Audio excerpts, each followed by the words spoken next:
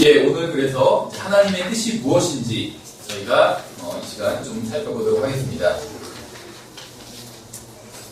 예, 제가 먼저 기도하고 시작하겠습니다. 은혜와 진리가 충만하신 하나님 아버지, 저희들 주님 안에서 영적으로 성장해 나갈 수 있도록 도와주시기 바랍니다. 주님 이 시간 특별히 주님의 뜻이 무엇인지 저희가 공부하려고 합니다. 그래서 저희가 주님의 뜻에 합당한 것들을 구하고 또 그 뜻에 맞게 살 수 있도록 주님 저희들을 가르쳐 주시기 원합니다.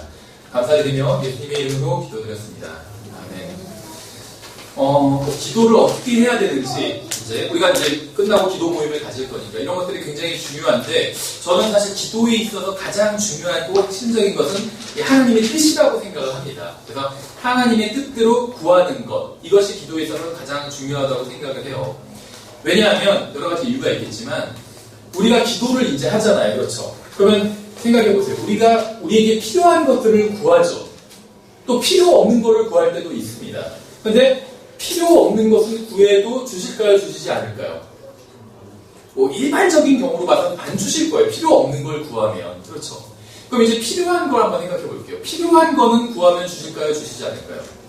주시겠죠.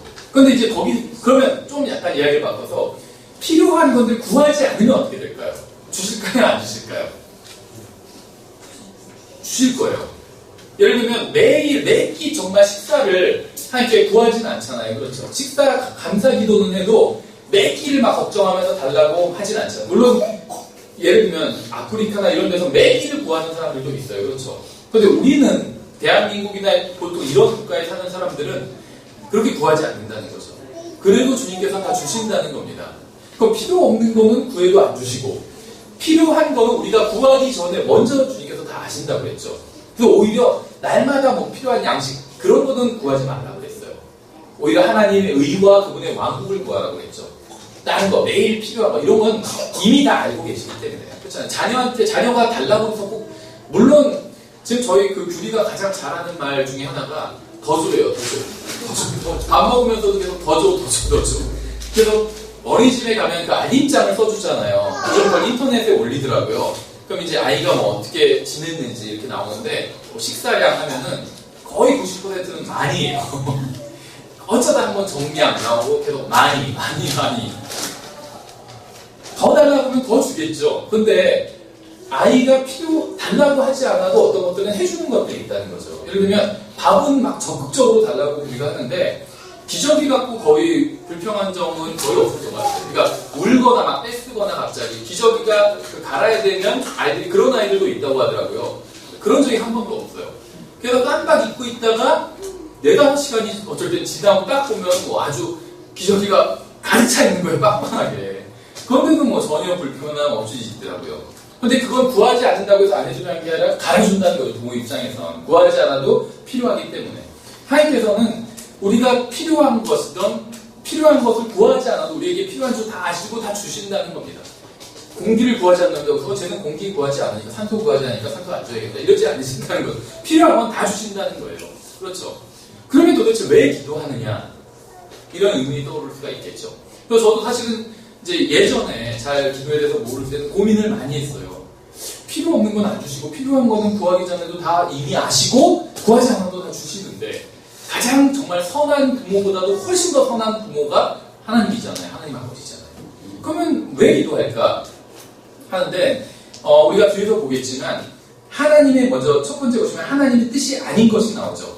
하나님의 뜻은 우리가 뒤에서 보겠지만 다 영적인 데 있습니다. 육신적인 것과는 관련이 없어요.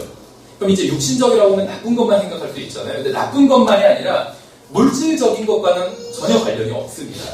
그래서 제가 이제 말하는 건 뭐냐면 신약 시대에 해당하는 이야기를 하는 거예요. 구약 시대에는 물질적인 것과 관련이 있었어요.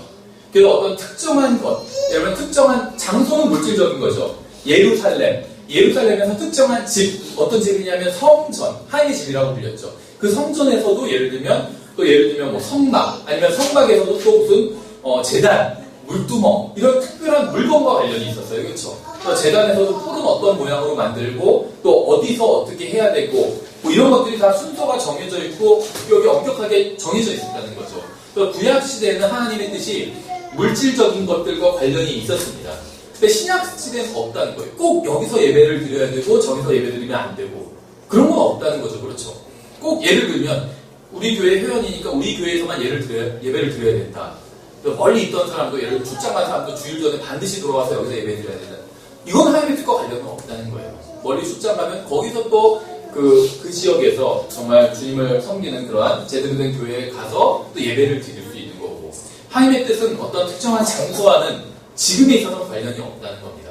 또 예를 들면 이런 지금 저희는 이 강단을 이것을 사용하고 있는데 왜 이 강단을 선택했는지 아세요?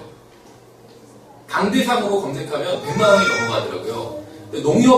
농협 그 온라인인가 온라인 농협에서 구매한 건데 강단으로 검색하면 농협에서 파는 거는 저렴하게 팔아요. 20만 원대. 그래서 이게 저희가 왜 이 강대상을 선택했냐면 저렴해서 이걸 산 겁니다. 하나님의 뜻은 어떤 특정한 것과 관련이 없다는 거예요. 이거 아니라 다른 것을 해도 전혀 문제가 없다는 겁니다. 근데 구약시대는 하나님께서 지정하신 장소에서 지정하신 재단에서 지정하신 방법대로 했어야 됐지만 신약시대는 그런 것이 관계가 없어졌다는 거예요. 그렇죠. 왜냐하면 구약시대는 주로 하나님의 왕국과 관련이 있는, 하늘 왕국과 관련이 있는데 신약시대는 하나님의 왕국과 관련이 있기 때문에 하늘 왕국과 하나님의 왕국의 차이를 우리가 간단하게 말씀드린 적이 있죠. 하늘은 실제적인 공간이에요. 물리적인, 그렇죠. 하늘은. 근데 하나님은 영이신 분이에요. 그래서 하늘 왕국이라면 물리적인 왕국을 말하는 것이고 하나님의 왕국이라고 하면 영적인 왕국을 말하는 겁니다. 이게 언젠가는 두 개가 하나로 합해질 거예요. 근데 지금은 분리된 상태입니다. 하늘 왕국은 쉽게 말하면 하늘에 있어요, 지금. 근데 하나님의 왕국은 지금 이 세상에 있습니다. 믿는 사람들 가운데서 있습니다. 누가 그 하나님의 왕국의 멤버냐면, 회원이냐면, 바로 예수님을 믿고 구원받은 우리들이 하나님의 왕국의 회원이라는 거죠. 이 왕국은 영적이기 때문에 물질적인 것과는 전혀 관련이 없어요. 그래서 신약 성경을 보면 물질적인 것을 구하는 사람, 어떤 물질적인 특정한 것을 구하는 사람도 없고 그러한 것은 어느 정도 하나님께서 자유해 주셨다는 겁니다. 예를 들면 이사를 가서 집을 어느 집에서 살아야 되는지, 아파트에서 살아야 되는지, 아니면 뭐 빌라에서 살아야 되는지, 단독주택에서 살아야 되는지, 그건 하나님의 뜻과 전혀 관련이 없다는 겁니다. 물리적인 거잖아요, 그렇죠? 어떤 차를 타야 되는지, 어떤 색깔의 차를 타야 되는지, 그런 건 하나님의 뜻과 전혀 관련이 없다는 거예요. 본인이 원하는 대로 선택하면 된다는 겁니다. 그러니까 하나님의 뜻은 신약시대 그리스도인들에게 있어서 하나님의 뜻은 영적인 것과 관련이 있지 물리적인 것과 관련이 없다는 겁니다. 그렇죠. 그럼 제가 아까 말씀을 드리다 말았는데 왜 기도를 하느냐? 하나님께서 우리가 구하지 않아도 우리에게 필요한 것은 다 아시잖아요. 근데 왜 기도를 하느냐? 기도가 기본적으로 무엇인지를 좀 생각해 봤어요. 근데 기도는 본질적으로 하나님과 교제를 나누는 것이에요. 하나님과 교제를. 그렇죠. 그럼 이제 기도의 전제를 그렇게 이해한다면 왜 기도하느냐라는 게 우리가 필요한 것을 구하지 않아도 하나님께서 다 아시는데 왜 기도하느냐 이런 질문 자체가 나오지가 않을 수 있겠죠.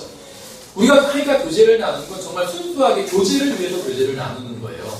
그렇죠. 뭘 필요해서 물론 달라고 하는 것 이게 잘못된 건 아니지만 그것만이 기도의 전부가 아니라는 거죠. 그러면 그리고 이제 한 가지 더 중요한 게 뭐냐면 신약 성경에 보면 물리적인 것을 자기를 위해서 물리적인 것을 구하는 경우는 거의 없었습니다. 그러니까 물리적인 것에는 자기의 병 고침까지 포함해서 내 병을 고쳐주세요. 이렇게 기도해서 응답받은 것 신약 성경엔 없다는 거예요. 구약 성경에 있어요. 신약 성경에는 없다는 겁니다. 자기 병 고침을 위해서 기도하는 사람은 있죠. 사도 바울이 자기 병 고침을 위해서 육체의 가시를 제거해달라고 아마도 그게 눈병이었을 것이다 이렇게 추측을 하는데 그걸 위해서 3번을 기도했는데 3번 다 하나님께서는 거절하셨죠. 응답해주지 않으셨어요. 그래서 신약 성경에서 유일하게 나오는 자기 자신의 병 고침을 위한 기도는 거절당했습니다. 그러면 물질을 구하는 거나 아니면 병 고침을 구하는 거나 이런 게 다 잘못되느냐? 잘못되지 않았어요. 그럼 여기까지 한 번에 좀 모순되는 것 같죠? 근데 왜 그게 잘못되지 않았는데 모순이 안 되냐면 죄의 특징이 무엇이냐면 죄의 특징은 이기적이라는 게 죄의 특징이에요. 이타적인 죄는 없어요. 그렇죠. 그건 선행이라고 불러요. 이타적인 어떤 일은. 그러니까 죄는 다 이기적입니다. 그래서 죄의 정중앙엔 I가 있다고 그러잖아요. 영어로는 sin이 S-I-N인데 그 죄의 정중앙에 I, 나 자신, 이기심이 있다. 이제 이렇게 얘기하는 분들이 있는데 맞는 얘기인 것 같아요. 그래서 죄는 하나님께서 정말 싫어하시는 마음이 무엇이냐면 자기만 생각하는 마음이에요. 자기의 병 고침. 그렇죠. 이건 영적 성장도 마찬가지예요. 영적 성장하는 건 좋은데 자기만 영적 성장. 다른 사람들은 이왕이면 영적 성장을 좀 안 했으면 좋겠어. 그리고 나는 영적 성장하면 격차가 커지잖아요. 그건 죄라는 거예요. 영적 성장 자체는 나쁜 게 아니지만 나만 영적 성장하고 다른 사람들은 그대로 있던지 좀 후퇴했으면 좋겠어. 격차가 커지게. 그건 죄라는 거예요. 그렇죠. 그러니까 자기만 생각하는 마음이 죄라는 겁니다. 그리고 이것은 그리스도의 마음과 정반대되는 거예요. 예수님께서는 자기만 생각하지 않으셨어요. 항상 다른 사람을 더 생각해 주셨죠. 그래서 자기 목숨을 내어주신 거잖아요. 다른 사람들을 위해서. 그러니까 하나님께서는 우리의 마음이 무엇으로 가득 차길 원하냐면 첫째는 예수 그리스도겠죠. 또 둘째 하나님의 말씀이겠죠. 또 셋째를 꼽는다면 뭐가 있을까요? 다른 사람. 우리의 마음이 다른 사람으로 가득 차길 원하세요. 그래서 우리가 물리적인 걸 구하든 다른 사람의 병 고침을 구하든 아니면 다른 사람이 저 형제 너무 가난합니다. 정말 먹고 살기도 너무 힘들고 주님께서 좋은 직장 주시고 또 돈도 주시고 그렇게 구하는 것 자체는 전혀 문제가 없다는 거예요. 흐뭇하다는 거죠. 하나님께서 아버지께서 보시는데 그렇죠. 다른 사람을 생각하는 마음이니까. 그런데 이제 그거 전에 먼저 다른 형제의 어떤 영적 성장을 위해서 간구해야 되겠죠. 그 다음에 그 형제가 정말 그 병 중에 고통받고 있다면 그 고통을 제거해달라고, 없애달라고, 또 병고침 받을 수 있도록, 또 너무 가난하다면 그 형제가 정말 물질적으로 필요한 것들을 누릴 수 있도록 간구하는 것. 이런 기도 자체는 좋은 기도라는 거죠. 하나님 마음에 아주 흡족한 기도고. 그래서 하나님께서 우리가 구하기 전에 하나님께서 모든 것을 다 아심에도 불구하고 우리에게 기도하라고 명령하시는 이유는 우리가 기도를 통해서 예수 그리스도와 더 가까워질 수 있어요. 예수님을 더 닮아갈 수가 있어요. 언제 닮아가게 되냐면 우리의 마음이 다른 사람들로 가득 차 있을 때, 나 자신이 아니라. 아무리 좋은 거라 할지라도 막 나에 대한 것만 계속 구해요. 집중적으로. 하나님께서 그렇게 기뻐하시지 않는다는 거예요. 근데 비록 물질적인 걸 구해도 다른 사람을 위해서 구한다면 주님께서 기뻐하신다는 거죠. 그래서 하나님의 뜻은 1차적으로 물질적인 것과는 전혀 관계가 없습니다. 이 세상에서 우리가 무엇을 하느냐, 그게 불법적인 것만 아니라면. 그래서 예전에 제가 자주 들던 예인데 무슨 대학을 가야 되는데 우리나라는 꼭 목사한테 점쟁이한테 요구하는 걸 목사한테 요구하는 경우들이 있어요. 그래서 이게 될까요, 안 될까요? 막 어떤 택일 같은 거 해달라고 그러고. 근데 그런 식이면 목회하시기가 훨씬 더 쉽다고 그러더라고요. 뭐를 하라고 그러고, 그 다음에 정성을 보이라고 그러고, 헌금을 하는 거죠. 헌금을 했어요. 그래서 나중에 그대로 됐어요. 그럼 봐라. 헌금하니까 되지 않았니? 하면 되는 거고, 안 됐어요. 그러면 믿음이 부족했다고 그러면 되는 거고. 그러니까 굉장히 쉬워. 점쟁이도 그런 식으로 하거든요. 그런데, 그래서 어디 대학에 가야 될까요? 연세대에 가야 될까요? 고려대에 가야 될까요? 그게 무슨 상관이야? 아무데나 가면 되지. 그래서 어떤 분도 연세대는 그대로 기독교 학교, 지금은 거의 이름만 남았어요. 의미가 없어요. 그래서 저는 무슨 동국대 불교학과만 아니면 어디든 상관이 없다. 그렇죠. 직접적으로 막 하나님을 대적하는 걸 막 공부하러 가겠다. 이것만 아니라면 상관없다는 거죠. 무슨 학교에, 무슨 학과에 가든, 학교에 안 가든, 그거는 전혀 본질적인 문제가 아니라는 겁니다. 그럼 하나님의 뜻은 어디에 있을까요? 그건 이제 조금 뒤에서 살펴보기로 하고, 일단 하나님의 뜻이 어떤 특정한 물질적인 것과는 전혀 관련이 없다고 말씀을 드렸죠. 그럼 이제 이걸 좀 적응해보면, 예를 들면, 선교사로 어떤 사람이 어딜 가는데, 자기가 어디에 부르심을 받았다. 예를 들면, 아프리카에, 중동에, 아시아에. 저는 그 자체를 지금 비난하고자 하면 절대로 아닙니다. 그렇죠. 그거는 그 사람은 그렇게 표현을 해도, 주님께서 그 사람의 마음에 그런 마음을 저는 주셨을 거라고 믿어요. 그래서 그 자체를 비난하고자 하는 아닌데, 이제 교리적으로 좀 더 정확히 본다면, 하나님께서 누군가에게 너는 어느 지역에 가서 복음을 전하, 이렇게 하지는 않으신다는 거예요. 그렇죠. 그런 건 성경에 없어요. 어떤 특정한 지역과 관련된 거, 그리스도인과 관련해서 그런 건 성경에 나오지 않습니다. 그러면 무엇이 하나님의 뜻과 관련이 있냐면, 어느 지역에 가면 복음을 전하면 그건 하나님의 뜻이에요. 복음을 전하라고 명령하셨잖아요. 그러면 예를 들면 서울에서 복음을 전해요. 그건 하나님의 뜻이에요. 근데 아프리카로 갔어요. 거기까지는 좋은데 거기서 복음을 안 전해요. 그럼 그건 하나님의 뜻대로 한 게 아니에요. 그렇죠. 그러니까 하나님의 뜻은 복음을 전하고 거룩하고 이런 것들과 관련이 있죠. 어떤 특정한 지역과는 전혀 관련이 없다는 겁니다. 그럼 이상하다. 하나님께서 내 마음에 그런 마음을 주셨고 또 예를 들면 밤에 어떤 음성이 들렸는데 그거는 그냥 환청이 들린 거예요.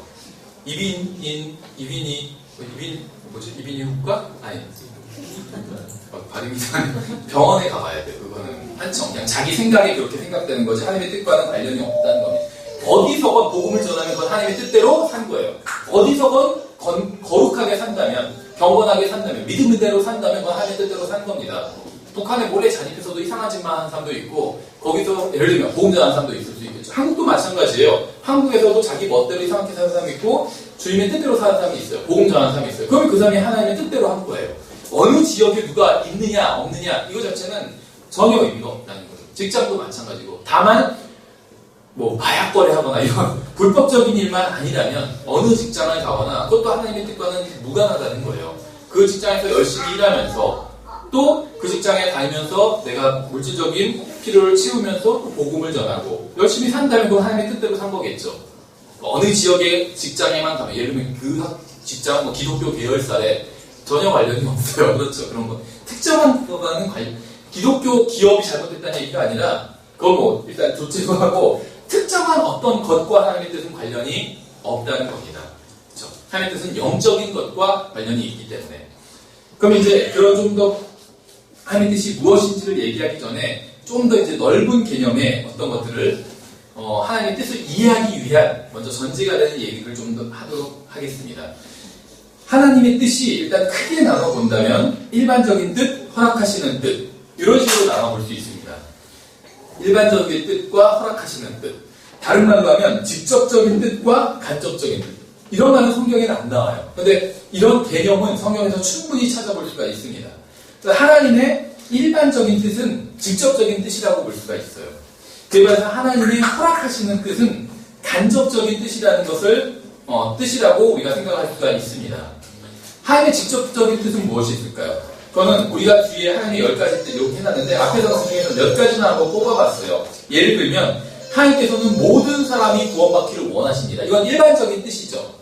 그렇죠. 주께서 자신의 약속에 대하여 어떤 사람들이 더디라고 생각하는 것 같이 더딘 것이 아니며 오직 우리를 향하여 오래 참으사 아무도 멸망하지 않고 모두 회개에 이르기를 원하시느니라. 그러니까 성경에서 하나님의 뜻은 이것이니 곧 너희의 거룩함이라. 그건 하나님의 뜻에 대한 직접적인 언급이죠. 마찬가지로 하나님께서 무엇을 원하신다 이런 말씀도 하나님의 뜻에 대한 말씀이에요.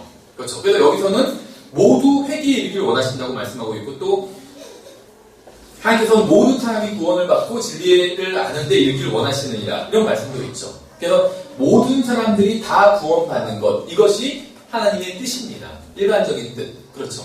그럼 이것을 우리에게 이제 적용해 보면 어떻게 될까요? 내가 누구에게 복음을 전해야 되는 게 하나님의 뜻인지 아닌지 기도할 필요 없다는 거예요. 전해야 돼요. 왜냐하면 그 사람이 구원받는 게 하나님의 뜻인데 복음을 로마서 10장의 논리대로 한다면 복음을 듣지 않았는데 어찌 구원받으리요? 이렇게 얘기할 수가 있겠죠. 그러니까 복음을 들어야 믿음은 들으면서 오기 때문에 복음을 들어야 구원받을 수 있어요. 그럼 내가 어떤 사람에게 복음을 전하는 것 이건 100% 하나님의 뜻입니다. 다만 그럼 이제 아무 때나 가서 막 12시에 집에 찾아가서 막 복음 전하라 이런 건 아니겠죠. 그 사람에게 복음을 전하는 방법은 이제 어떤 방법으로 전하는가 이거는 또 하나님의 뜻을 구해야 되겠죠. 사실 하나님의 뜻을 구하기보다는 지혜를 구해야 되겠죠. 어떻게 전하는가. 그리고 또 기회를 달라고 기회를 간구해야 되겠죠. 그 사람에게 복음 전할 수 있는 좋은 타이밍을 주십시오. 그리고 그 타이밍에 제가 아주 좋은 지혜로운 얘기로 말문을 트고 이렇게 복음을 잘 전할 수 있도록 또 잘 정리된 머리가 상태가 정할 수 있도록 지혜를 달라고 그렇게 구할 수 있겠죠. 근데 복음을 전하는 것 자체는 하나님의 뜻이라는 겁니다. 그렇죠. 마찬가지예요. 교회에 가는 게 하나님의 뜻인지 아닌지. 오늘 아침에 일어났는데 좀 몸이 찌뿌둥해요. 그래서 그냥 조금 더 잘까 아니면 교회에 갈까? 하나님의 뜻이 어느 게 하나님의 뜻입니까? 막 이렇게 간구할 필요는 없다는 거예요. 예전에 어떤 기독교 그 만평 같은 거를 보니까 책에 이제 하나씩 그 만화가 그려져 있었는데 그러더라고요. 어떤 사람이 일요일에 골프를 치다가 골프 그 차 있잖아요. 골프장에서 운전하고 다니는 그게 그 골프장에 있는 연못에 빠졌어요. 그러니까 그 사람이 하늘을 보고 딱 그렇게 얘기를 하더라고요. 제가 교회에 가는 게 하나님의 뜻이었다는 말입니까? 하면서 항의를 하더라고요. 네. 그런데 그런 거는 따질 의미가 없다는 거예요. 하나님께서는 정기적으로 주님께서 오시는 날이 가까울수록 정기적으로 모이라고 모이는 것을 폐하지 말라고 말씀하셨어요. 그렇죠? 그러면 정기적으로 모일 수 있는 날이 일요일밖에 없잖아요. 그래서 주일에 모이는 거예요. 또 모이는 주님께서 오시는 날이 가까울수록 언제 오실지는 모르지만 어저께보다는 오늘 주님께서 오시는 날이 더 가까운 건 사실이잖아요. 그 날은 아무도 다 모른다고 했어요. 그 날과 그 시간은 모른다고 하니까 또 어떤 분은 그 분과 초는 알지 않냐 이런 분도 있는데 그게 아니라 아예 그 분초를 알면 날도 알죠. 그렇죠. 모른다는 거예요. 언제 오실지. 왜냐면 왜 모르냐면 그날은 정해지지 않았기 때문에. 하나님께서 계속 오래 참고 계시다고 하고 있잖아요. 그렇죠. 정해지지 않았기 때문에 그런 거예요. 어쨌든 간에 하나님께서는 어떤 특정한 물리적인 것과는 관련이 없습니다. 그래서 하나님의 일반적인 뜻은 먼저 성경에 보면 이것은 하나님의 뜻이니 아니면 하나님께서 무엇을 원하시는가 이렇게 나오는 것들은 다 이제 하나님의 뜻이다 이렇게 볼 수가 있는데 첫 번째 하나님의 뜻은 모든 사람들이 구원받는 것이 하나님의 뜻이에요. 그럼 우리는 모든 사람에게 복음을 전해야 된다는 거예요. 하나님께 물을 필요가 없어요. 하나님 제가 복음을 전하러 가야 되니까 말아야 되니까 그걸 물을 필요가 없어요. 복음을 전하는 게 하나님의 뜻인데 다만 이제 어느 시간에 어떠한 방법으로 그렇게 복음을 전해야 효과가 있을지 또 그 사람의 상태를 모르잖아요. 그다음 정말 기독교인에 대해서 막 화가 머리 끝까지 나 있는 사람한테 가가지고 성경책 들으면서 복음 전하면 복음이 전해지지가 않겠죠. 그러니까 좋은 타이밍을 달라고 이렇게 하나님께 기도하고 또 그 타이밍을 봐야 되겠죠. 그러니까 복음을 전하는 게 하나님의 뜻이라고 해서 아무 때나 가서 전하는 게 아니라 그 좋은 타이밍을 봐야 된다는 거죠. 그렇죠. 그 다음에 우리가 감사하는 것도 하나님의 뜻이라고 말씀하고 있어요. 데살로니가전서 5장 18절에 모든 일에 감사하라. 이것이 그리스도 예수님 안에서 너희에 대한 하나님의 뜻이니라. 이렇게 말씀하고 있어요. 그렇죠. 저는 사실 이런 말씀이 굉장히 고기에 해당하는 말씀이라고 생각해요. 어떤 사람들은 이런 건 쉬운 거고 그 다음에 그 뭐 휴거 때 뭐를 쏟고 가느냐 안 쏟고 가느냐 어떤 모습으로 변하느냐 이런 게 막 교리적으로 어려운 거고 고기에 해당한다 이렇게 생각하는 사람들이 있는데 아니면 대화를 할 때는 어떻게 구원받는가 막 이런 게 어려운 성경에서 어려운 부분이라고 얘기하는 사람들이 있는데 반대라고 생각해요. 이런 게 저는 더 어렵다고 생각해요. 왜냐하면 모든 일에 감사하라 이거 이해하기는 쉬운데 내가 소화는 못 시키거든요. 소화시킨다는 건 내 안에 들어가서 다시 나오는 거잖아요. 그렇죠. 나한테서 그 에너지로 발산이 돼야지 이게 소화가 잘 이루어진 거잖아요. 근데 이런 말씀은 사실은 발산이 안 돼요. 듣긴 들었는데 이게 나오지가 않는다는 거예요. 모든 일에 감사하라는 건 좋은 모든 일에 감사하라 이렇게 말씀하고 있지 않아요. 좋은 일이든 나쁜 일이든 좋은 일에 감사하고 나쁜 일에는 열받아도 되니 이런 말씀 없다는 거죠. 나쁜 일에도 감사해야 된대요. 안 좋은 일에도. 쉽지 않는 일이죠. 그렇죠. 근데 그게 하나님의 뜻이래요. 안 좋은 일이라도 하나님께 감사하라는 거예요. 주님께서 나의 모든 것을 주관하고 계시고 인도하시는 분임을 믿고 감사하라는 거예요. 그게 끝이 아니기 때문에. 근데 그게 잘 안 되잖아요. 그렇죠.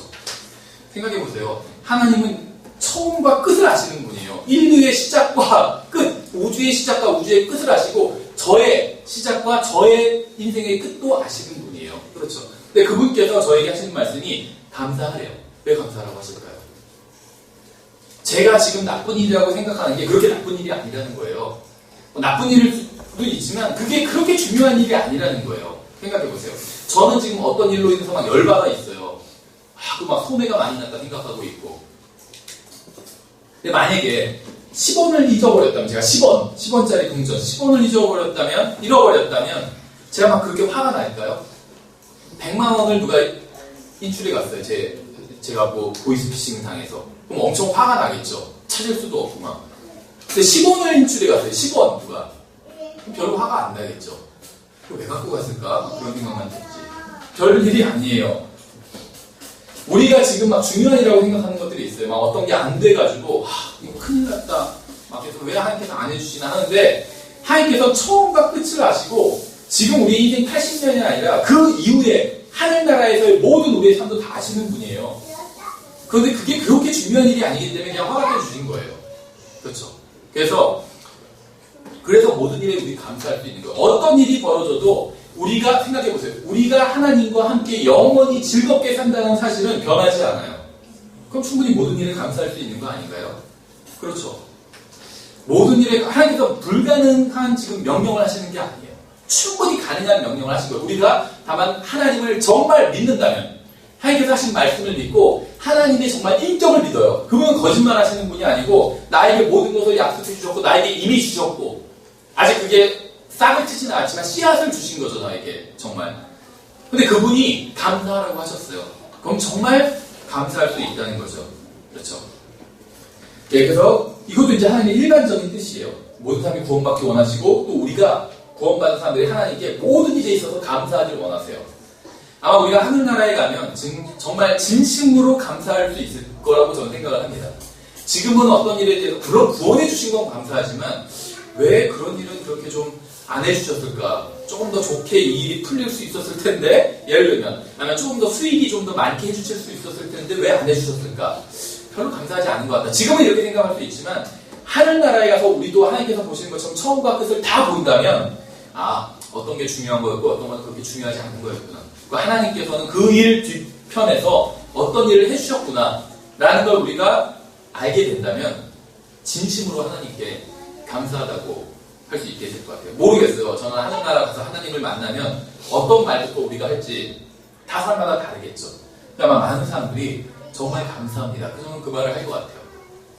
그때 왜 하나님 저희 월세도 못 내서 쫓겨날 때 아무도 도와주지 않으셨나요? 그렇게 따지는 사람 아무도 없을 것 같아요. 하늘나라 가면 딱 죽어서 눈을 딱 떴는데 하나님이 딱 예수님이 딱 보여요. 그럼 얼마나 다행이겠어요. 그렇죠? 이 세상에서 뭘 어떻게 살았건 그래도 조금 더 월급을 10만 원만 더 받았어 100만 원만 더 받았어도 내 삶이 달라졌을 텐데 그런 생각하는 사람은 아무도 없을 거예요. 예수님 보자마자 정말 감사합니다. 정말 감사합니다. 아마 그렇게 얘기하지 않을까요? 그렇죠. 그래서 하여튼간 하나님께서는 우리가 하나님께 모든 일에서 감사하는 것, 모든 일에서 감사하는 것, 그게 하나님의 뜻이라고 말씀하고 있습니다.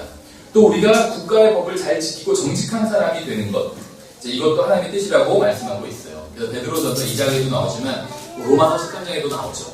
국가의 권위자들에게 우리가 그 권위를 인정해 주는 것, 그렇죠. 이것도 또 하나님의 뜻을 어기는 사람들이 많이 있더라고요. 예를 들면 좀 우리나라가 우파 좌파로 정치적으로 많이 나뉘어져 있잖아요. 그래서 극심하게 막 싸우는 걸 많이 봤거든요.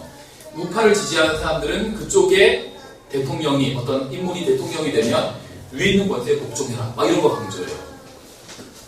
근데 좌파에 있는 사람들은 또 복종을 안 하고 막 욕하죠. 반대로 예를 들면 좌파 성향을 가진 분이 대통령이 되면 또 우파에 있는 사람들이 또 위에 있는 권세에 복종하지 않아요.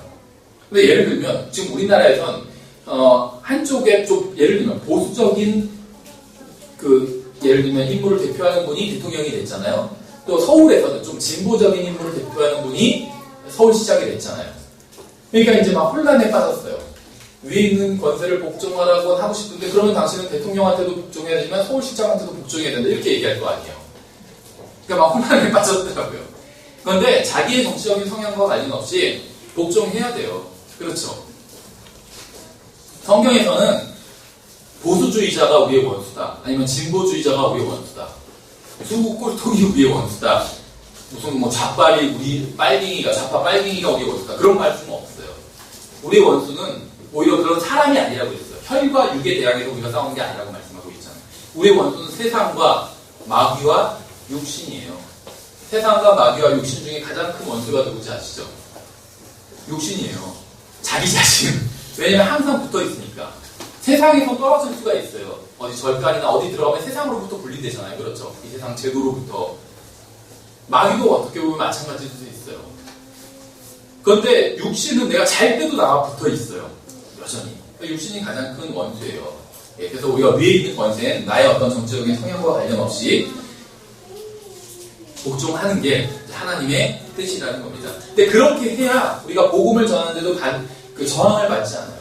제가 예를 들면 정치적인 저의 성향을 확 드러내면서 어떤 보수주의를 막 지지하면서 진보적인 영을 비판해요. 아니면 진보를 지지하면서 보수주의를 비판해요. 그럼 어떻게 되면 진보에 속한 사람은 막 저한테 잘한다 하겠죠. 제가 하는 말을 막 들으려고 할 텐데 보수진영에 속하신 분들은 제 말을 들으려고 안 해요.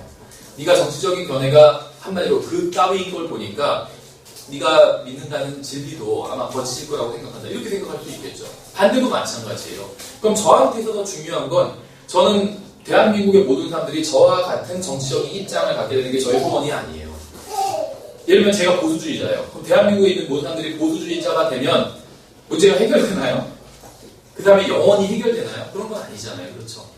저는 대한민국에 있는 모든 사람들이 저와 같은 정치적인 견해를 갖는 게 아니라 예수 그리스도에 관한 교회가 저와 같았으면 좋겠어요. 모든 사람들이 예수님을 그리스도요, 정말 살아계신 하나님의 아들이라고 믿었으면 좋겠습니다. 그러면 문제가 해결돼요.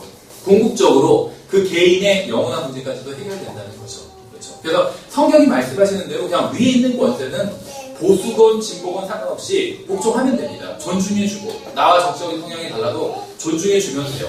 그럼 우리가 복음을 전하고 진리를 전할 때 방해받지 않게 된다는 거죠. 그렇죠? 네 번째는 하나님께서 우리가 거룩한 사람이 되기를 원한다고 말씀하고 있습니다. 그래서 하나님의 뜻은 이것이니 곧 너희의 거룩히 구별되는 것이다. 예, 그래서 하나님의 뜻이 주로 이런 스타일이에요. 지금 우리가 보면 물리적인 것과는 다 관련이 없죠. 감사하고 구원받고 거룩한 사람이 되고 다 영적인 거예요. 그렇죠. 하나님의 뜻은 이렇게 영적인 것과 관련이 있습니다. 물리적인 것을 두고 이것이 하나님의 뜻인가 아닌가 고민할 필요가 전혀 없어요. 그냥 성경에 명백한 기준이 없는 건 자유롭게 하면 됩니다. 어디에 가는데 전철을 타고 가건 버스를 타고 가건 전혀 문제가 없는 것처럼 물리적인 것들이잖아요. 그거는 어떤 교통수단을 사용해서 갈 것인지 그건 물리적인 거예요. 그건 전혀 관련이 없다는 거예요. 그러니까 다만 불법적인 것만 아니라면 하나님의 뜻과는 전혀 무관하다는 겁니다. 그건 뭐 해도 되고 안 해도 된다는 거예요.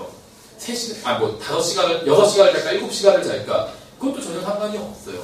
다 각자 성경에 나오지 않는 건 각자 개인이 자기가 옳다고 생각하는 대로 적당한 어떤 대로 하면 되는데 성경에 없는 건 성경에 반하지 않게 하면 되는데 성경에서 말씀하시는 하나님의 뜻은 다 이렇게 영적인 것들과 관련이 있다는 거예요. 그래서 심지어 우리 헌금의 원리도 제가 붙여놨지만 헌금도 돈은 물리적인 거잖아요. 근데 거기에 있어서 하나님께서 터치를 안 하신다는 거예요. 얼마를 내라, 몇 분의 몇을 내라 이런 말씀도 없다는 거예요. 그렇죠. 뭐 11조를 하는 게 잘못됐다는 게 아닙니다. 내가 11조를 해야지 결정해서 그렇게 내면 괜찮은 거라는 거예요. 근데 나는 내가 빚이 많기 때문에 예를 들면 빚도 갚아야 되기 때문에 20분의 1을 내겠다. 자기가 그렇게 결정했으면 그렇게 되는 거예요. 난 여유가 있으니까 5분의 1을 내겠다. 자기 자유라는 거예요. 성경에서 마음속에 정한 대로 하라고 했습니다. 그럼 그렇게 다만 이제 인색하게 하지 말고 후하게 하고 또 없는 중에서 돈 꿔서 헌금하지 말라고 그랬어요. 가진 것 중에서 하라고 그랬어요. 그러니까 그런 원칙만 지키면 된다는 거예요. 물리적인 거. 그러면 나머지는 액수가 정해지지 않으면 이제 남은 문제는 다 영적인 문제예요. 하나님께 드리는 게 내가 후하게 아깝다 안 아깝다 이건 영적인 문제라는 거죠. 그렇죠. 예, 그래서 하나님의 뜻은 영적인 것과 관련이 있다는 거예요. 그래서 이런 것들이 이제 이런 스타일의 하나님의 일반적인 뜻, 다시 말하면 직접적인 뜻. 하나님께서 내가 이것을 원해. 이런 건 하나님의 직접적인 뜻입니다. 이럴 때 신약성경 곳곳에 나오고 뒷페이지 마지막에 10개를 제가 정리해놨는데 가장 대표적인 하나님의 직접적인 뜻이 이 10가지입니다. 뭐 다른 게 더 있을 수 있겠죠, 충분히. 그래서 이런 것이 이제 첫 번째 하나님의 뜻인 거고 이제 3번에 보시면 하나님의 허락하시는 뜻이 있어요. 근데 이거는 그냥 말을 지어낸 건데 하나님의 허락하시는 뜻은 다른 말로 하면은 하나님의 뜻이 아니라는 겁니다. 왜 그러느냐 하면 예를 들면 때때로 이 세상에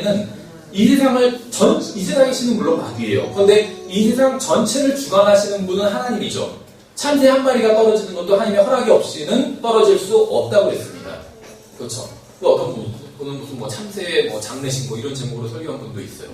하나님께서 거기도 다 참석하신다는 거예요. 모든 참새의 장례식에 하나님께서 다 참석하신다는 거예요. 하나님의 허락 없이는 참새 한 마리도 죽지 않는다는 겁니다. 그러니까 이 세상의 신이 마귀이긴 하지만 모든 것을 주관하시는 분은 하나님입니다. 그런데 문제가 뭐냐면 이 세상에는 그렇게 좋아 보이지 않고 잘못돼 보이는 일들도 많이 일어나고 있다는 거예요. 예를 들면 어떤 사람이 술을 마셨어요. 그리고 운전했습니다. 음주운전을 했어요. 그래서 횡단보도 파란 불일 때 어떤 엄마가 1살짜리 아기를 안고 지나가는데 쓰지 않고 받아버렸어요. 그래서 아기가 죽었습니다. 그러면 이거는 하나님께서 이것을 허락하셨기 때문에 이런 일이 일어났겠죠. 하나님께서 막으셨다면 일어나지 않았을 거예요. 근데 하나님께서는 어떤 목적하에 이것을 허락하셨다는 겁니다. 다만 원하지는 않았어요. 하나님께서는 범죄자가 죽는 것도 원하지 않는다고 했어요. 에스겔서에. 근데 하물며 아기가 죽는 것을 원하시지 않겠죠. 하나님께서 원하시지 않는 일이 일어난다는 거예요. 이제 장로교에서 칼빈주의자들은 이런 일이 일어날 수 없다 이렇게 얘기하는데 하나님께서 원하시지 않는 일은 많이 일어납니다.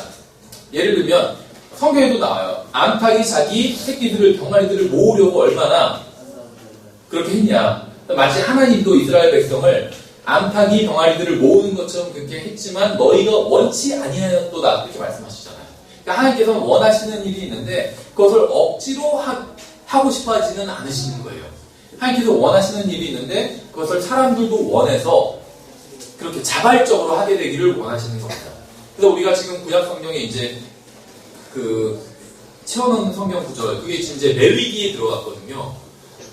근데 저도 이걸 번역을 하면서 만드는데 너무 어렵더라고요. 레위기는 비슷한 말이 너무 많이 반복이 되다 보니까 이게 어느 구절 얘기인지를 몇 번을 읽어봐도 모르겠는 거예요. 번역을 하는데. 그래서 작업하는데 너무 어렵더라고요. 그래서 요번에 주에는 6일치만 나간 건 아니고요. 종이 그 낭비를 방지하기 위해서 지금 앞뒤로 복사를 해서 6일치 나가고 다음 주엔 8일치 나가고 이렇게 다음 주엔 또 6일치 나가고 이런 식으로 나가려고 하거든요. 어쨌든 간에 구약 성경에 보면 자원하는 그런 마음으로 이런 말이 계속 반복돼요. 생각해보세요. 지금 구약 시대와 신약 시대를 하면 진짜 자유는 신약 시대에 있겠죠. 근데 구약 시대도 있었다는 거예요. 하나님께서 원하시는 건 구약 시대니까 너희 그냥 시키면 해. 이것이 아니라 자원하는 마음으로 그렇게 하라. 이런 말씀이 굉장히 많이 나와요. 그렇죠. 그게 진짜 하나님이 원하시는 거기 때문에 생각해보세요. 자녀가 시키는 일을 하는 거는 좋은데 억지로 하는 것과 자원해서 하는 것과 어떤 게 더 부모 입장에서 보기 좋겠어요? 모를 것도 없겠죠. 하나님도 마찬가지라는 겁니다. 우리가 하나님의 뜻대로 살았으면 좋겠는데 자원하는 마음으로 살기를 원하신다는 거죠. 그럼 자원하지 않으면 어떻게 되냐? 어쩔 수가 없어요. 뭐 묶어놓고 어떻게 할 수는 없는 거기 때문에. 하물며 사람들이 예수 그리스도를 믿는 것도 강제로 하지 않으시는데 그 외에 다른 일들도 당연히 강제로 하지 않으신다는 겁니다. 그래서 이 세상에서는 하나님께서 원하시지 않는 일이 일어납니다. 그럼 무슨 왜 아프리카에서 많은 사람들이 굶어 죽냐? 하나님께서 원하시지 않는 일이에요. 근데 굶어 죽어요. 왜 굶어 죽을까요? 잘 몰라요, 저는 사실은. 그런데 어떤 분이 이런 얘기를 하더라고요. 지금 인구가 60억이다, 70억이다 하면 70억이 있으면 지구상에 있는 식량이 있잖아요. 이 식량은 70억의 인구가 매일 다 먹을 수 있는 양의 1년 동안 먹을 수 있는 양의 식량이 이미 다 있대요. 그러니까 내년 식량이 내년에 다시 농사져서 수확하면 되겠죠. 이거 뭐냐면 굶어 죽지 않아도 된다는 거예요. 식량이 충분히 있다. 생각해보세요. 지금 집 없는 사람이 있을까요? 없을까요? 있죠. 우리나라도 지금 서울 같은 데도 주택 보급률이 100% 넘어갔다고 제가 알고 있거든요. 우리나라 자체도 120%막 넘어갔대요. 사람, 가족보다 집이 더 많아요. 근데 집 없고 노숙자 있잖아요. 노숙자인데 비어있는 집이 없을까요? 많아요, 비어있는 집. 저희도 지금 다시 봄에 좀 집을 알아보러 다녀야 되는데 작년에 볼 때도 집 알아보러 다니면 도처에 비어있는 집 많더라고요. 그것도 새 집, 좋은 집들. 근데 밖에 노숙자가 있어요. 이게 어찌된 일일까요? 마찬가지로 굶어 죽는 사람들이 있어요. 근데 식량 쌓아놓고 식량이 썩어나는 사람도 있어요. 하나님 잘못은 아니라는 거죠. 그렇죠. 누군가 모르겠어. 저는 재화를 많이 갖고 있는 사람들이 다 나쁜 놈이다. 이런 얘기를 하는 게 아닙니다. 근데 어쨌든 간에 인간의 이기심이 문제라는 거예요. 하나님 문제가 아니라 하나님은 온 세상에 충분히 먹고 살 수 있는 모든 사람들이 먹고 살 수 있는 식량 다 주셨어요. 공급해 주셨어요. 막 전 세계에 태풍과 막 기상 변화 이런 걸 주셔서 수확이 하나도 안 되게 하지 않으셨다는 거예요. 그런 지역이 있긴 하지만 전 세계 사람들이 충분히 먹을 식량을 가지고 있어요. 지구에. 그런데도 굶어 죽는 사람이 있어요. 그건 하나님 뜻이 아니라는 겁니다. 근데 하나님께서 그걸 억지로 개입하진 않으신다는 거예요. 그래서 허락하셨다는 거예요. 그래서 이런 하나님의 허락하시는 뜻은 하나님의 직접적인 뜻이 아니에요. 오히려 하나님의 뜻이 아닌 겁니다. 하나님의 뜻은 뭐냐면 사람들 굶어 죽지 않는 거예요. 그렇죠? 식량이 많이 있는 사람은 그걸 좀 나눠주는 게 하나님의 뜻일 거예요. 그게 구약 성경만 봐도 잘 나와 있잖아요. 어떤 예를 들면 추수를 할 때 떨어지는 걸 줍지 말라고 했잖아요. 남겨주라고 했잖아요. 그렇죠? 가난한 사람들이 와서 그걸 주워가도록. 그게 하나님의 뜻이에요. 먹고 살라라는 거예요. 그렇죠? 그리고 또 어떤 자기 집이나 땅을 팔아도 그것이 예를 들면 7년 만에 아니면 1년에는 다시 원주인에게로 돌아오고. 그렇죠? 하나님께서는 가난한 사람들 생각해 주세요.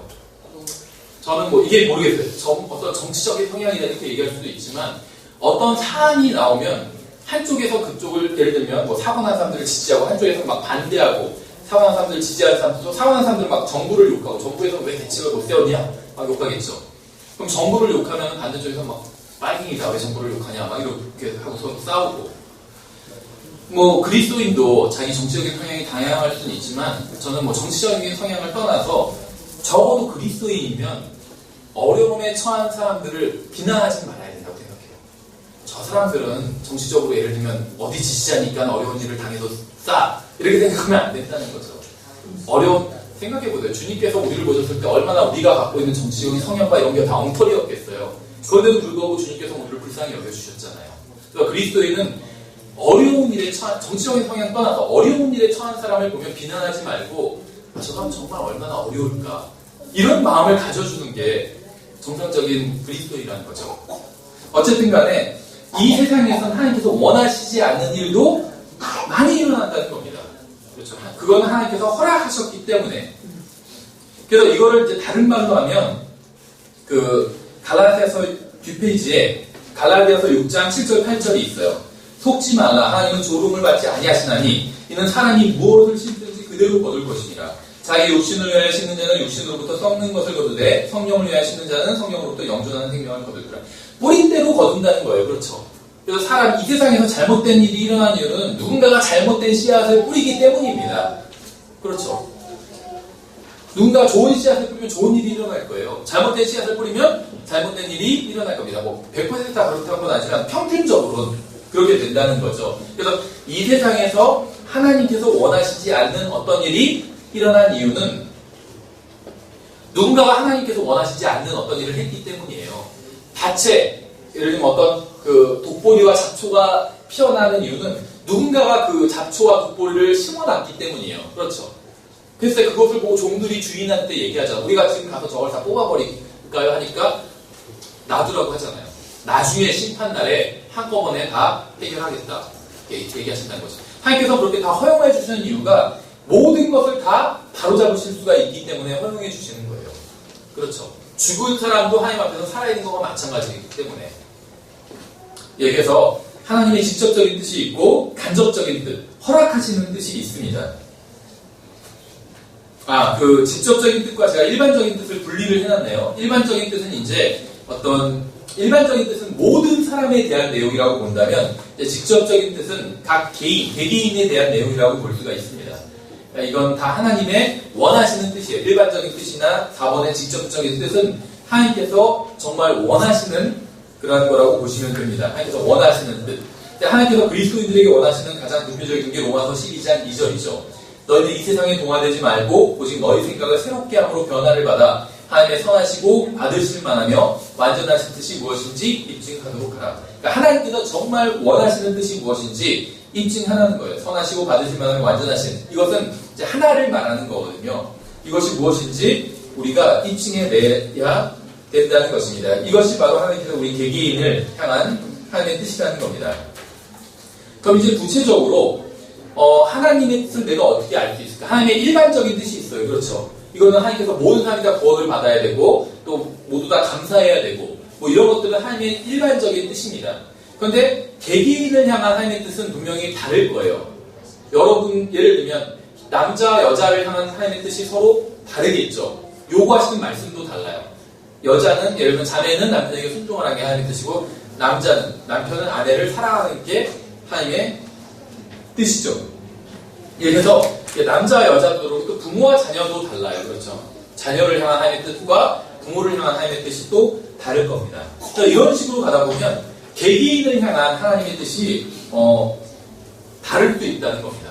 그렇다면 하나님께서 이제 일반적으로 모든 사람, 또 일반적으로 구원받은 하나님의 자녀들 말고 나 개인을 향해 가지고 있는 하나님의 뜻은 무엇인지 내가 어떻게 알 수 있는가 하는 의문이 떠오를 수가 있겠죠.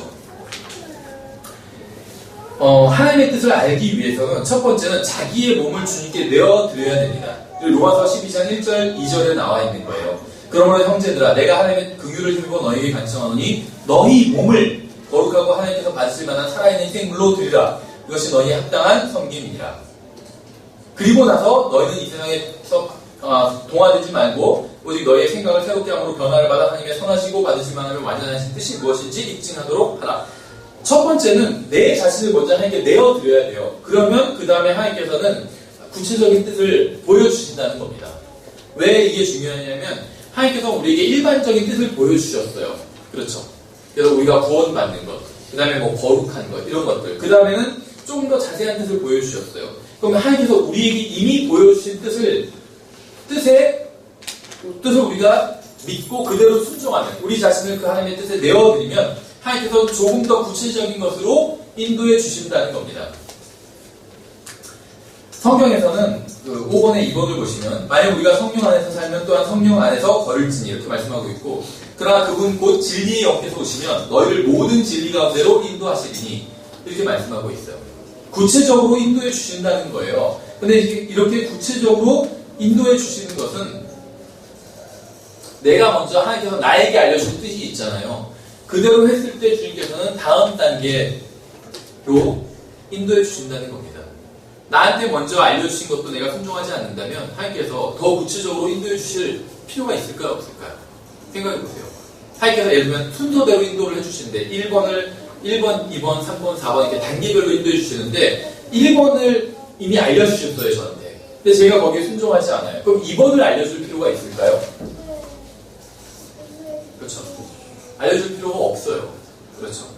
또 먼저 하나님께서 나에게 보여주신 말씀에 내가 순종하면 하나님께서는 그 다음 단계도 계속해서 자세하게 인도해 주실 거라는 겁니다. 다만 하나님의 인도는 항상 성경적으로 이루어진다는 거예요. 성경을 벗어나서는 일어나지 않는다는 겁니다. 어떤 사람 막 자기의 어떤 감정이나 생각이나 느낌 이게 하나님의 뜻이라고 생각하는 사람들이 많이 있어요. 그래서 실제로 있었던 일인데 제가 예전에 그 호주에 있을 때 그 교회에 어떤 전도사님이 있었어요. 그런데 20살짜리 이제 호주 청년이 있었어요. 백인이에요. 이 전도사님은 한국 자매님이었고 이 전도사님이 그 청년을 보니까 좋아 보였나 봐요. 10살 자기보다 어린 호주 청년인데 가서 그랬어요. 형제, 어젯밤에 하나님께서 나에게 나타나셔서 말씀하셨는데 형제와 사귀는 게 하나님의 뜻이라고. 그래서 어떻게 됐는지 아시죠? 사귀었어요.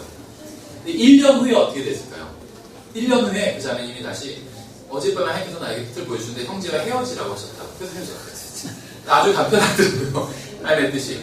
근데 실제로 이렇게는 아니지만 이거 비슷한 방법의 일들이 일어나더라고요. 그래서 보통 그러더라고요. 교회에서 전도사님들이 가장 소위 말하면 가장 예쁜 자매와 결혼한다.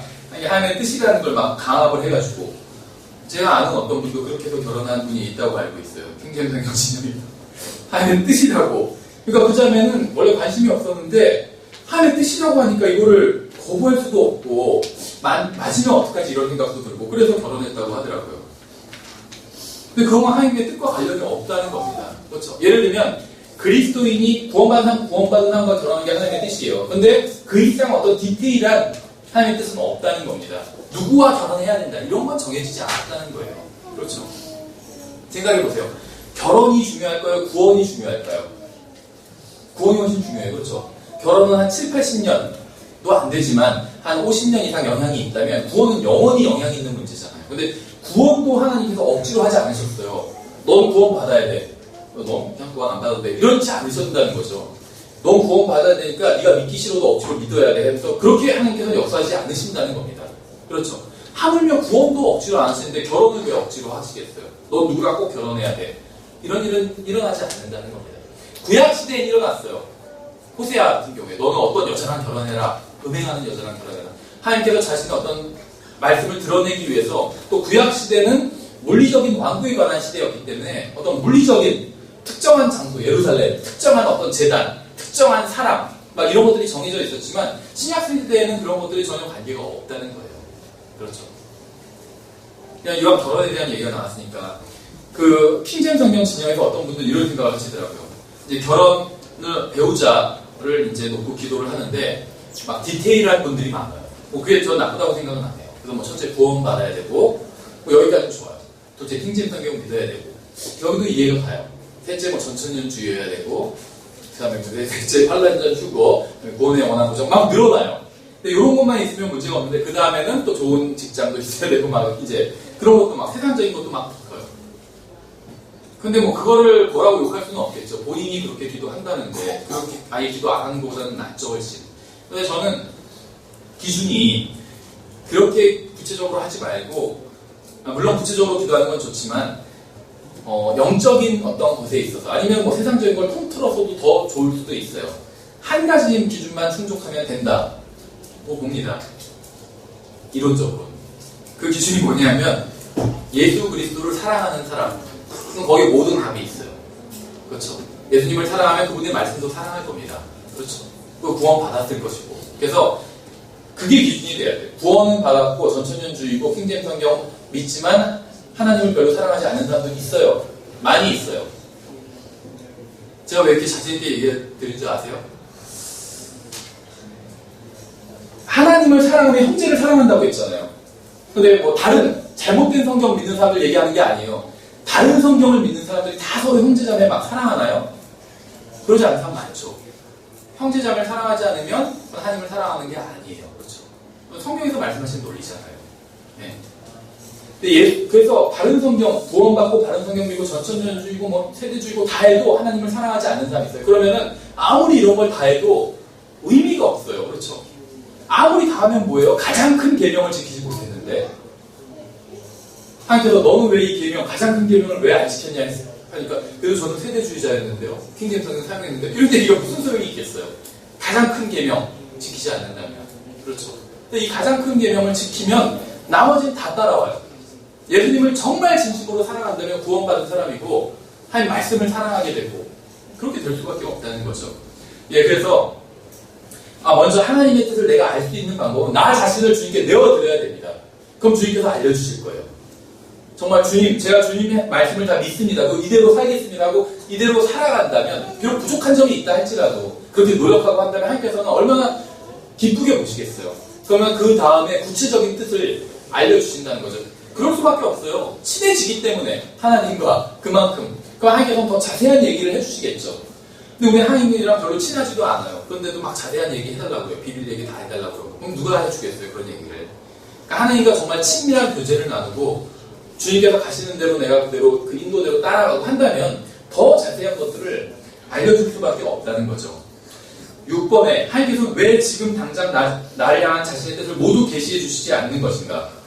첫 번째 이유는, 그러니까 왜 하나님께서는 나에 관한 뜻 모든 것을 다 계시해 주시면 좋겠는데 그렇게 해주지 않잖아요. 첫 번째 이유는 내가 하나님의 자녀가 아니기 때문일 수도 있어요. 무슨 말이냐면 하나님의 뜻이 도저히 뭔지 하나도 모르겠다 이렇게 생각하신다면, 그렇게 생각한 사람 다 구원받지 못했다 이런 얘기가 아니라, 그렇게 생각이 든다면 혹시 나는 구원받은 하나님의 자녀가 아니지 않는가 한번 생각해 보시라는 거예요. 그래서 처음부터 다시 시작하는 거예요. 하나님의 뜻은 모든 사람이 구원받는 거다. 그럼 구원받기 위해서 어떻게 해야 되냐? 예수 그리스도를 믿어야 된다. 그럼 이제 예수님을 믿는 거예요. 거기부터 다시 차근차근 밟아오시면 돼요. 그렇죠? 예수님을 내가 전에 믿었을 수 있는데 지금 다시 믿으면 어떻게 나? 전혀 상관없어요. 전에 안 믿었다면 문제가 되겠죠. 근데 전에 믿었는데 지금 또 다시 믿어요. 그건 문제가 없다는 거죠. 그렇죠?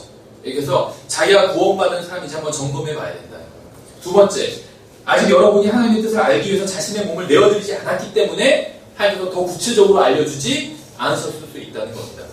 먼저 알려준 거를 해주지 않았어요. 해놓지 않았어요. 그럼 다음 거를 알려줄 이유가 없다는 거죠. 세 번째는 여러분이 자신의 몸을 하나님께 이미 내어드렸어요. 근데 아직 하나님을, 그런데도 불구하고 하나님의 뜻을 알 수 없다면 그것은 여러분이 아직 하나님의 뜻을 알 만큼 성장하지 못했기 때문일 수도 있다는 겁니다.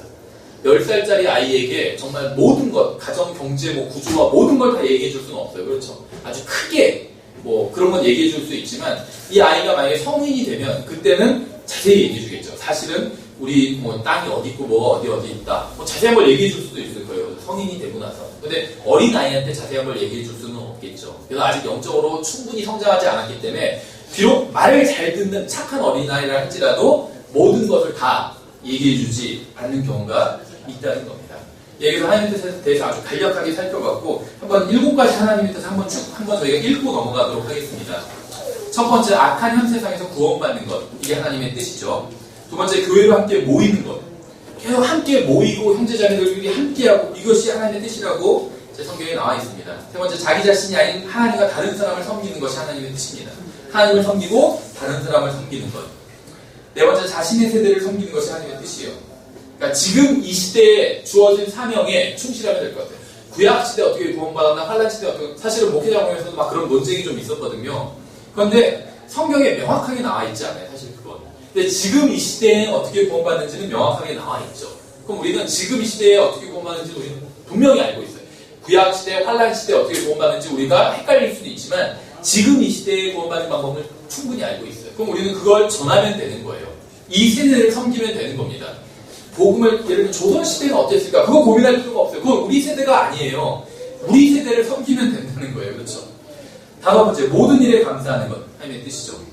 여섯 번째, 자행함으로 어리석은 자들의 말을 잠잠하게 하는 것. 이게 하나님의 뜻이죠. 일곱째, 선을 행함으로 고난받는 것. 이게 하나님의 뜻입니다. 그러니까 고난을 없애달라고 하면 안 돼요. 고난을 잘 이겨나갈 수 있도록 도와달라고 해야 되는 거죠. 왜냐하면 고난을 받는 것이 하나님의 뜻이에요. 왠 줄 아세요? 하나님께서 우리가 예수 그리스도의 발자취를 따라가기를 원하십니다. 근데 예수님 고난을 받으셨잖아요. 우리한테 고난이 없다면 우리는 예수님처럼 되지 못하는 거예요. 우리가 예수님처럼 되기 위해서 고난을 반드시 받아야 돼요. 그게 예수님의 발자취를 따라가신 거기 때문에. 근데 예수님은 고난만 받으신 게 아니라 고난을 받으신 뒤에 영광도 받으셨잖아요. 우리도 예수님을 따라가면 고난도 받게 되고 나중에 어떻게 될까요? 영광도 받게 되는 거예요. 공동 상속자가 되잖아요. 주님과 함께. 그렇죠. 여덟 번째, 우리가 거룩히 구별되는 것. 하나님의 뜻이고, 아홉 번째, 예수 그리스도를 위해서 은사를 사용하는 것. 하나님의 뜻입니다. 여러분이 잘할 수 있는 것들이 있어요. 하나님께서 그걸 여러분 각자에게 다 주셨어요. 은사를. 그럼 그걸 섞어두지 말고 그걸 사용하는 겁니다. 사용하는 건 어떤 거냐면 그것으로 다른 사람을 섬기는 거예요. 그게 하나님의 뜻입니다. 열 번째, 우리가 서로를 위해서 중보 기도하는 것. 이것이 하나님의 뜻입니다. 예, 그래서 우리가 이 시간에 하나님의 뜻에 대해서 아주 간략하게 살펴봤습니다. 예, 제가 기도하고